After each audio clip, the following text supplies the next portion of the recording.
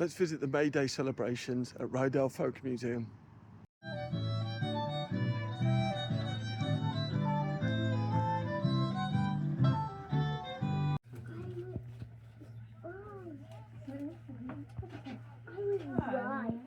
Anybody know what else I need to put a pinch of? You can actually feel it, can't you? The shift. As the seasons change from the darkness of winter, where the grounds were bare, the trees were empty, and suddenly flowers start popping up from the ground with their bright colours and beautiful scents. The trees start showing their blossom in the promise of fruit. Even just that little bit of sunshine on your skin makes you feel spiritually a bit different. And in days like this, where you couldn't go to the supermarket and just buy some food, you had to rely on what the land gave you. It must have felt hopeful and a little bit of magic. There's no wonder they celebrated it, bringing the May in, or Beltane, depending on what part of the world you are. Today I am at Ryedale Folk Museum, and we're going to watch one of the traditional dances of the Maypole, bringing in the May, celebrating the birth of the new season, and I'm excited to see it.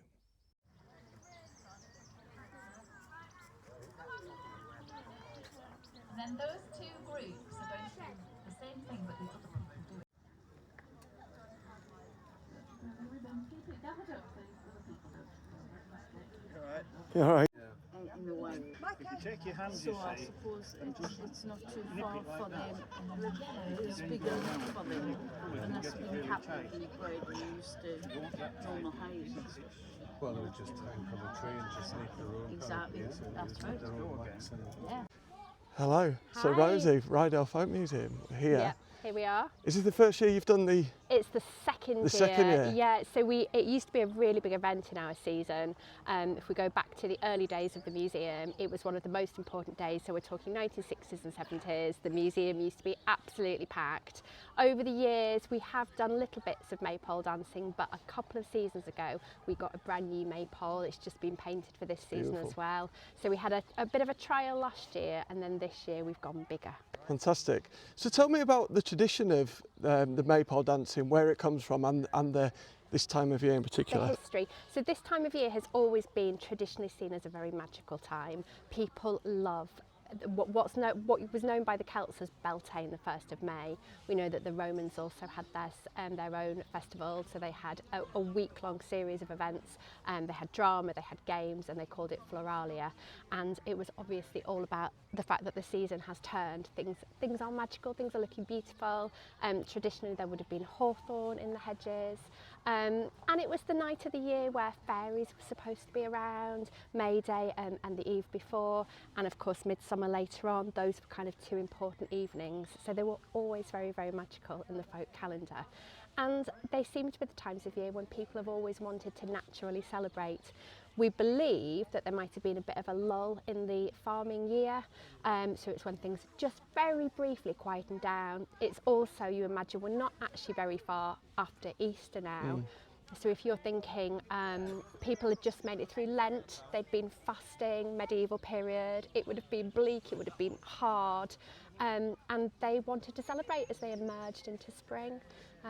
So that's why we celebrate at this time of year. And there's a little bit of a fear, I guess, when there's the potential, like, it's not like now you can go to the supermarket, like this was the turning tide of... Absolutely, and you were looking around and already you can see if there's going to be kind of good apple harvest, can't you, because you're sort of starting to see the buds appearing. But it was very much, I think it was connected with, we've made it through, and I don't think nowadays we get that. Even within living memory, I was chatting to an elderly man recently who was remembering the winter of 1949 and his mum's calls in the morning of the day that it started to melt. It's thawing that morning when she was looking around and seeing the drips of ice, and just that feeling of we've made it through. Yeah. And of course what we forget is for quite a lot of the Middle Ages they were going through what's known as a little ice age, so it was much colder anyway. It was those years when the Thames was freezing, you know, Shakespearean times, and so to get to the 1st of May, For the kind of going back further, for the Celts, it was the day of the year where you put your cattle out to pasture. Right. So you were very keen to do kind of ceremonies, rituals using fire to protect the cattle as they went back out to pasture, having been kept very, very close to the family home over the winter. So it was really a day about things shifting and changing. Right. And you can feel it as well with the sun out, can't you? That Yeah, change from... and it's gorgeous today. Yeah. But as for the maypole, we don't exactly know when people started dancing around them, but we can kind of trace it back to at least sort of 1200. Now before that, it's very difficult, the references in history, it's very difficult to find any references to these sorts of folk ceremonies and events, but it's very likely that this is a very old tradition. We think that, or I should say folklorists and historians think that the maypole was originally seen as this brilliant frame for hanging your greenery and your garlands in, Right. because of course it was about bringing in the May. So on the 1st of May you went out into the fields, you gathered up you went into the countryside to the fields, you gathered up your hawthorn, your May blossom, your greenery, you brought it back to the village, you decorated your churches. We know Eton schoolboys used to decorate their schoolrooms as well. They were given permission to get up at 4 a.m. to go out and bring in the May. Wow. So you can imagine the excitement. I kind of think of it as a bit like Christmas Eve, Yeah. knowing that you were going to be up in the morning. It became associated with a bit of unruly or immoral behaviour because of course you had groups of young men and women going out into the fields together. Right, okay. And there were stories that went about that sometimes they came back with child, a little bit awkward situations. We don't know whether there's quite a bit of exaggeration going on, but you can imagine, can't you, that it Yeah. became connected, this day became connected with a bit of unruly behaviour, particularly because maypoles, they were loud, they were exuberant, there was lots of dancing. As you were bringing in the May, in some villages they used to bang tins and kettles and drums and make as much noise as they could just to kind of get the excitement going. Sounds amazing. It sounds amazing, doesn't it? And you can imagine at various periods of history, it didn't always go down very well.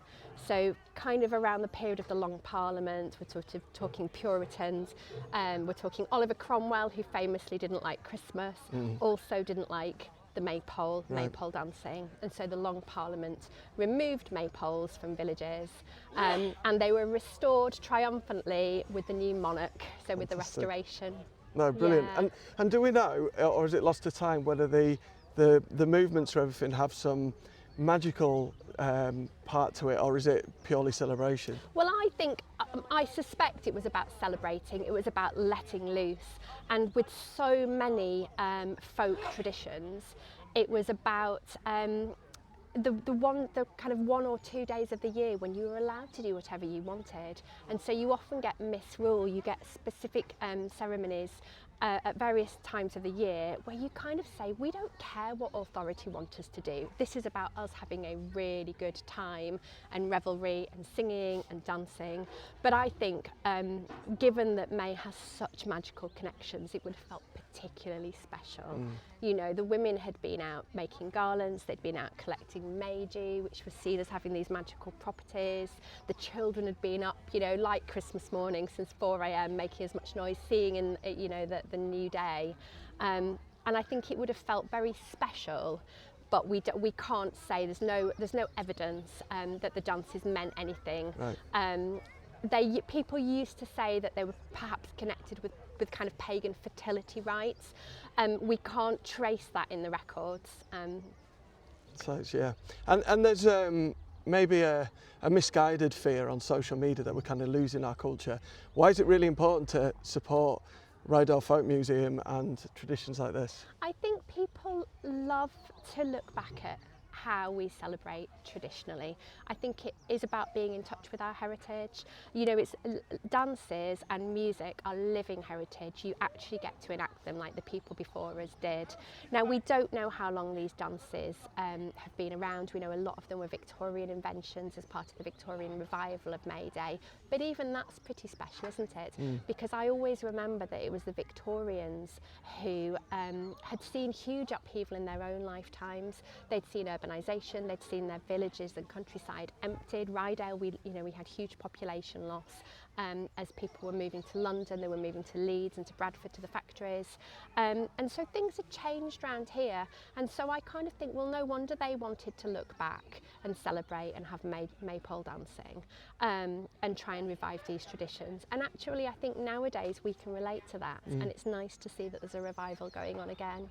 And there's all different people from all over here today to watch it. It was Absolutely. really wonderful to see. Thank you. Thank you ever so much. Oh, you're welcome. It's nice to chat.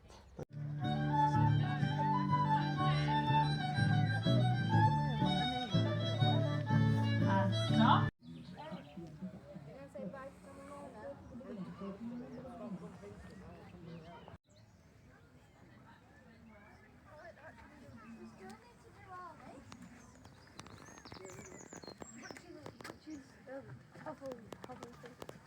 Going to start us off. Ready, Blues, in for 4, off you go.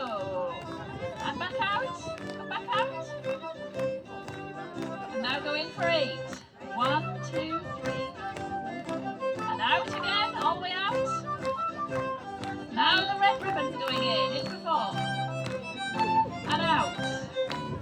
And in for 8. And back out. And the green ribbons in for 4. And out. And in for 8. And out. And the yellows in for 4. And out. In for 8. And out. Now the blues are going to go in for 4. 2, 3. Blues go in for 4. In. 2, 3, 4. And now you're going to go round the maypole clockwise. Get your ribbon tight. Off you go all the way round. Keep going. Keep going. Keep going. A bit more. Keep going. And stop. Stop. And go back the other way. Go back the other way. That's it. All the way around till you find your place, your home.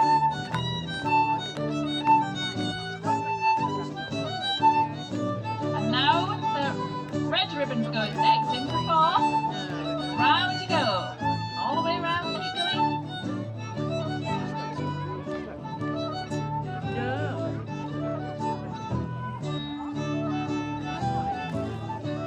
And stop, and you're going back the other way. All the way back.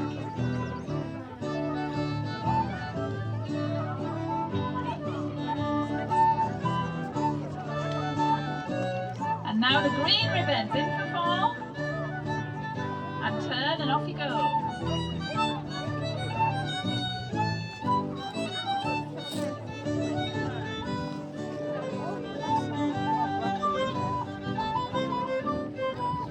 And stop. And back the other way. See the barber's pole coming. All the way home. And now the yellows get ready.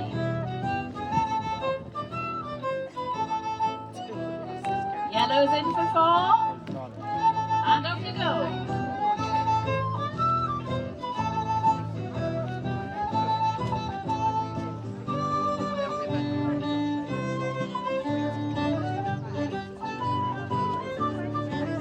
And stop. And round the other way. Off you go all the way around.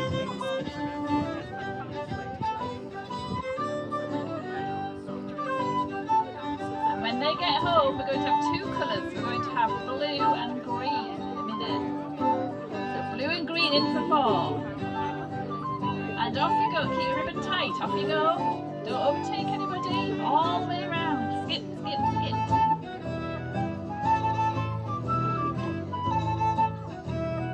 Keep going.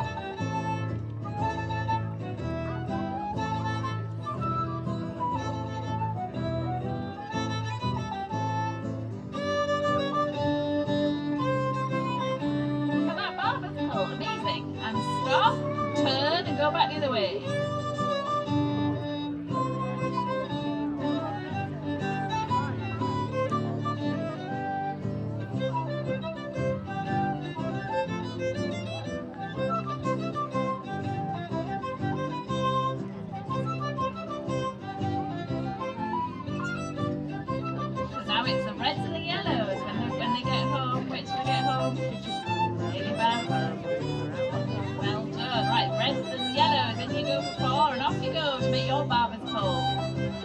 watch how the stripes come down the pole.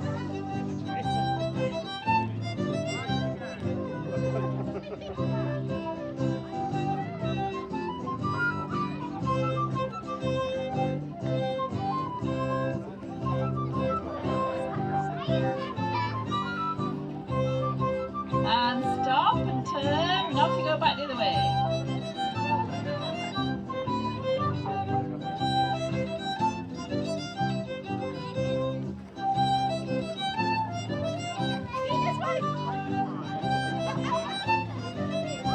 And when they get home, to finish off, we're all just going to go round together to make a long barber's pole all the way down. But now they're all home, so everybody is going to go that way, clockwise, around the pole. Off you go all together. See this beautiful barber's pole you're going to make.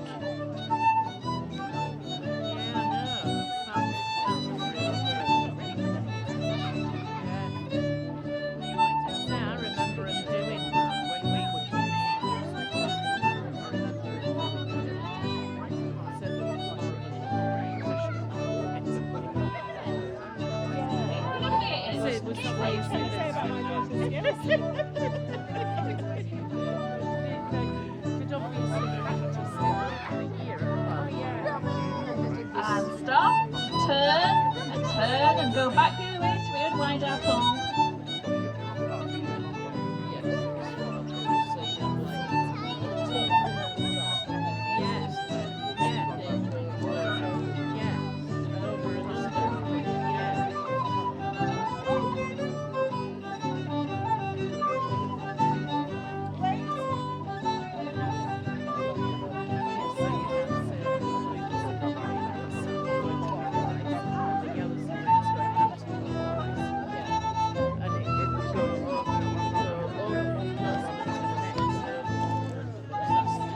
Well done, everybody. Give the ribbons a shake.